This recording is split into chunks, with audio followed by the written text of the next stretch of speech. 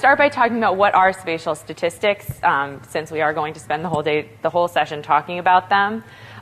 If you looked it up in the dictionary, you would find a kind of boring definition that would say that spatial statistics are a set of tools, methods, techniques that allow you to explore spatial patterns, spatial distributions, spatial relationships that exist in your data. And that is true. That is what they are. I do think it's really important to note that these are not just traditional statistics that happen to be applied to spatial data.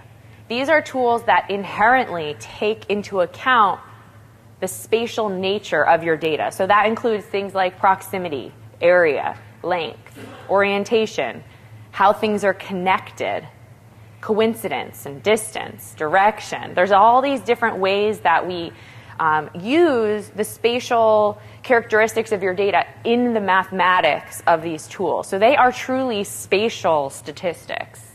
And I just think that's a really important thing to know. A lot of the time, that idea of connectivity or relationships, a lot of times it's this proximity that we're using to determine in terms of how we use it in the math. But you'll see we use all sorts of different aspects of your data throughout the tools as part of the underlying algorithms and methods.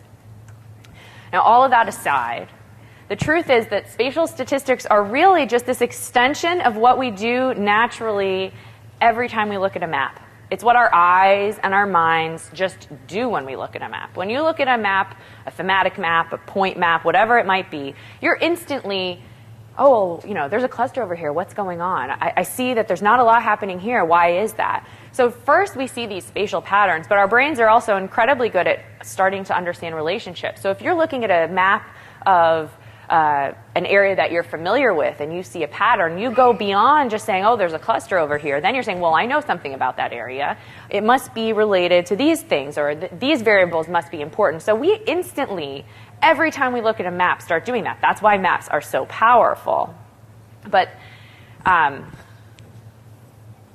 think this really comes down to what makes spatial statistics so important. It's why it wakes me up in the morning. It wakes Flora up in the morning. It's this question. I think we see it. I think it's becoming something that's being talked about. This idea is something like a spreadsheet. Is that data or information? This distinction is being made between data and information. Just because you have data doesn't mean you know anything, right? Data itself isn't enough. We have to turn that data into information. And I would kind of argue that the same is true for maps. I mean, is a map data or information? Of course, I don't think a map is the equivalent of a spreadsheet. I think a map is, we're getting there. We're starting to turn that data into information. But I kind of think of it like we have 1 foot in data and 1 foot in information when we have a map.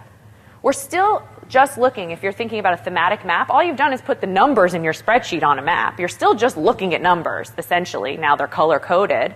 But we can do more than just look at thematic maps, or just put points on a map. So whenever we look at a spreadsheet, I don't know about you, but I cannot just look at thousands of numbers and make sense of them.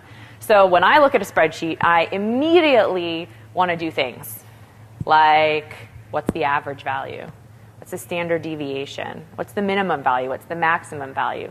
Very simple descriptive statistics, but it's the only way that I can boil something like a spreadsheet, all this data, down into information.